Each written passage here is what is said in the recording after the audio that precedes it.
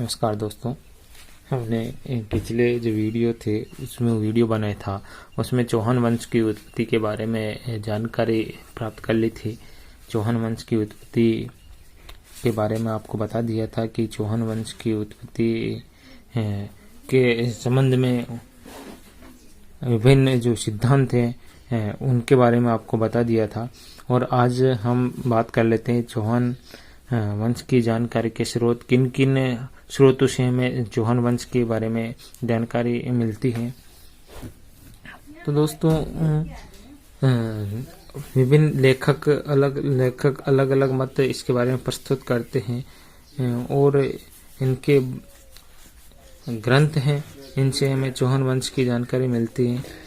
इसमें लिखते हैं चंद्र बधाई पृथ्वीराज रासों में लिखते हैं। तो जब हमें इस ग्रंथ से भी चौहान वंश की जानकारी मिलती है। यानक भट्ट हैं, वो पृथ्वीराज विजयनामा की रचना करते हैं, उनसे भी मिलती है।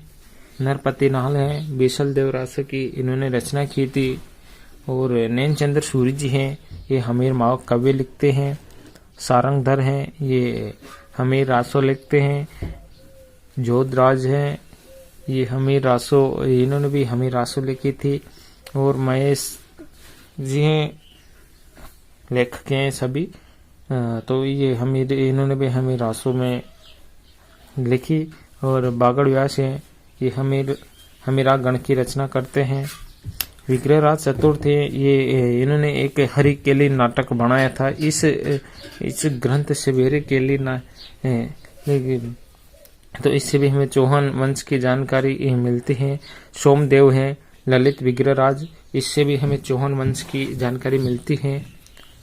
सोमदेव से मिलती है। और कानड़ देव, ये पद्मनाथ ग्रंथ की या पद्मनाथ प्रस्तुति इनकी रचना करते हैं। चंद्रशेखर ये करते हैं सुरजन चरित्र की और हमीर हट की ये रचना करते हैं। जय सिंह सूरी हैं, ये हमीर मर्दन की रचना करते हैं। तो इन चीज़ों से हमें चौहान वंश की उत्पत्ति के बारे में या उनके जानकारी के सभी स्रोत हैं। और हैं अर्शनाथ प्रस्तुति हैं, और अर्शनाथ प्रस्तुति जो 973 ईस्वी में, और बिजुल शिलालेख जो 1170 में, इनसे भी हमें चौहान वंश की जानकारी मिलती है।